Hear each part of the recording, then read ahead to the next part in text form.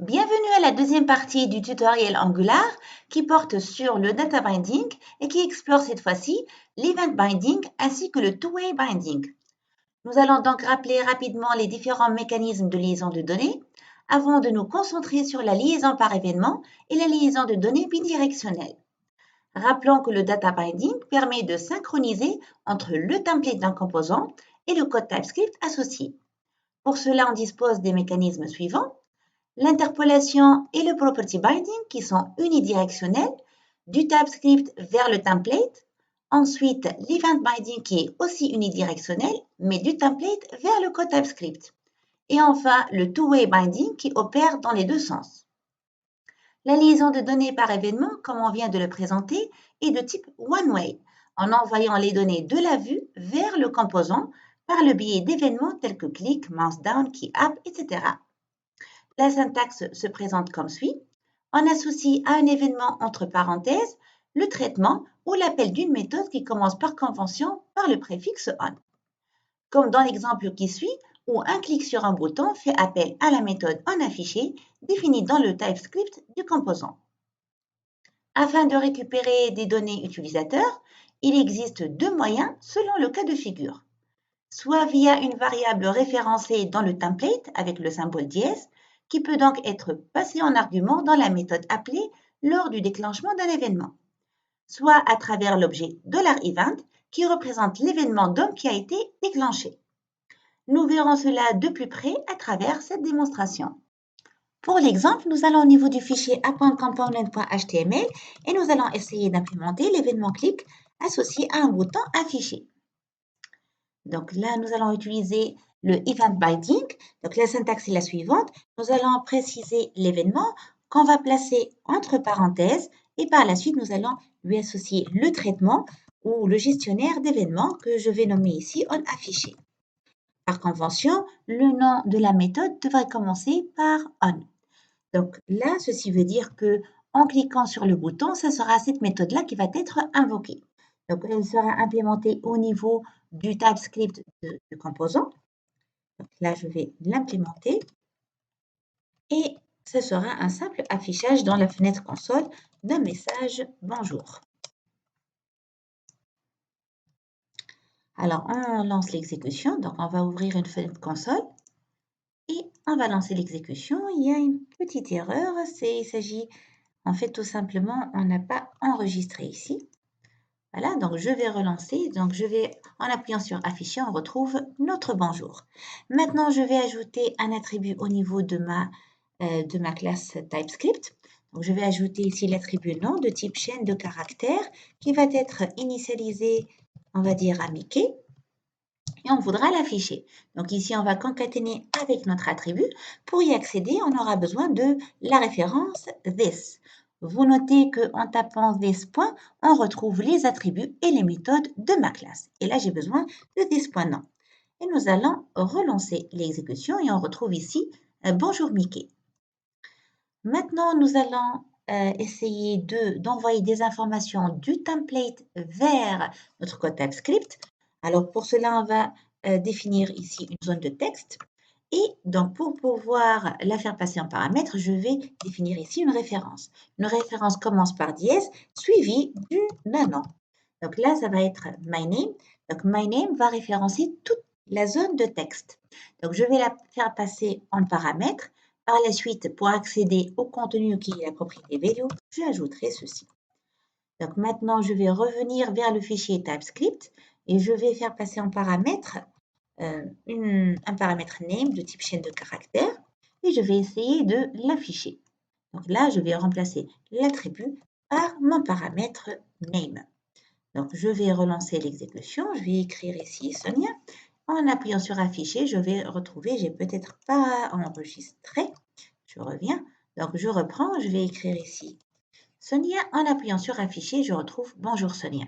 Je vais changer avec Mourad. Je vais appuyer sur afficher. On va avoir bonjour Mourad. Donc, ainsi, on a pu faire passer un paramètre de notre template vers notre code TypeScript. Maintenant, on va utiliser pour cela un objet de type événement.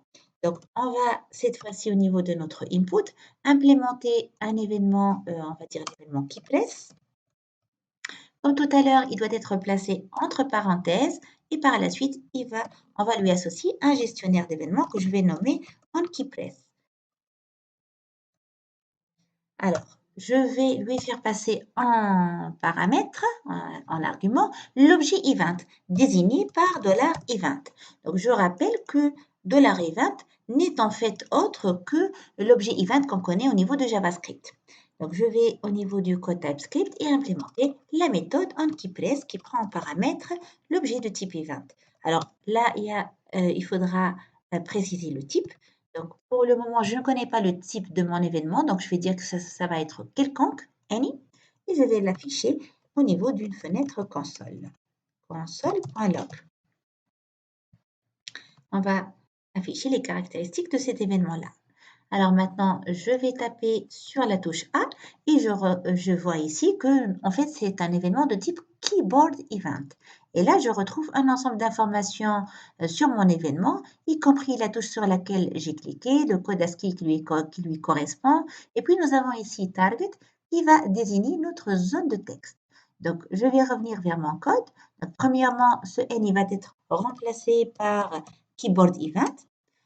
Par la suite, on a dit on veut afficher le contenu de la zone de texte. Donc, pour accéder à la zone de texte, ça va être event.target.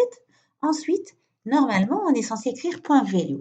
On remarque ici qu'il ne reconnaît pas la propriété value parce qu'en fait, pour lui, event.target est un objet, mais il ne l'identifie pas en tant que input.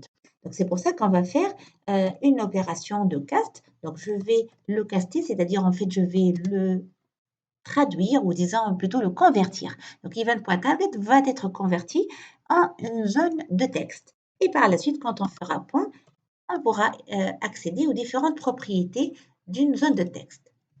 Maintenant, normalement, c'est bon. Nous allons donc afficher. Donc, à chaque fois que je vais introduire une chaîne de caractères, elle va être affichée au niveau de ma fenêtre console.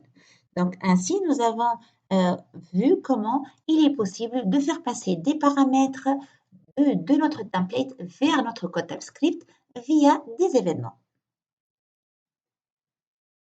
Nous passons maintenant au two-way binding qui permet de modifier le template si la donnée change au niveau du code TypeScript et inversement, dans la mesure où un changement dans le template avise le modèle par émission d'un événement. C'est pour cela que c'est une combinaison du property binding et de l'event binding. D'ailleurs, on le remarque au niveau de la syntaxe où nous plaçons le mot-clé ngModel entre parenthèses et le tout entre crochets. Puis, on lui associe une expression qui peut être un attribut dans le code TypeScript du composant. Pour pouvoir utiliser ngModel, il est impératif d'importer et de déclarer dans le fichier a.module.ts le module FormsModule. Comme dans cet exemple, la zone de texte sera initialisée par la valeur de l'attribut val et ensuite, en modifiant le contenu de l'input, l'attribut val est modifié automatiquement. Nous verrons ceci de plus près à travers cette démonstration. Nous allons maintenant ajouter un autre attribut au niveau de notre classe TypeScript. Ce sera l'attribut âge de type number qui sera initialisé à la valeur 30. Et donc, ce qu'on voudra faire, ce sera de lier ces deux champs nom et âge à deux zones de texte au niveau de notre template. Donc ici, nous allons définir une nouvelle partie. Je vais l'appeler two-way binding. Et là, je vais définir un retour à la ligne, un label et un input. En fait, on en aura deux. Voilà. Donc, le premier label, j'indique, c'est pour demander le nom et le deuxième pour demander l'âge. Alors, ce qui est demandé, c'est d'associer cette zone de texte-là à notre attribut nom. Pour cela, nous utiliserons ngModel. Je rappelle que la syntaxe, c'est a banana in a box, c'est-à-dire que notre ngModel sera entouré par des parenthèses, ça nous fait rappeler la banane, et puis les crochets, ça nous rappelle le box. Et par la suite, on va donc les associer au champ correspondant. Donc ici, ça va être nom. Je rappelle que pour pouvoir utiliser ngModel, il ne faut pas oublier d'importer le module FormsModule. Je vais ici ajouter l'importation, donc FormsModule, à partir de AngularForms. Et on l'ajoutera à la liste des importations. Donc cette partie-là, c'est pour les déclarations des composants. Et maintenant, ici, c'est pour l'importation des modules. Je reviens vers le fichier HTML. Vers le template du composant. Donc, on va faire de même pour notre âge. Donc, notre ng model, on a dit a banana in a box. Et on va l'associer et on va le lier à notre champ âge. Et on va observer le résultat. Donc là, j'ai peut-être pas enregistré. Voilà, c'est bon. Donc, les deux zones de texte affichent le contenu des champs au niveau du TypeScript. Maintenant, je voudrais aussi voir comment un changement au niveau de la zone de texte va apporter une modification au niveau de l'attribut. Donc, pour cela, je vais définir une méthode que je vais nommer info. Celle-ci va me renvoyer dans une chaîne de caractères aussi bien le nom que l'âge. Comme ça, quand il y aura une modification au niveau de ces deux attributs-là, je pourrai le constater en faisant appel à la méthode info. Donc, je ferai appel à cette méthode-là par interpolation dans mon template. Donc là, je vais ajouter les doubles accolades et on va observer le résultat. Donc, on observe ici que voilà, ça c'est l'affichage de la valeur des deux champs nom et âge. Si j'apporte une modification au nom ou à l'âge, ça va se répercuter. En rafraîchissant ma page, donc les valeurs des attributs vont être réinitialisées et donc le changement est opéré à chaque fois. Donc c'est ça, c'était là une illustration du two-way binding. Voilà, j'espère que le data binding n'a plus de secret pour vous.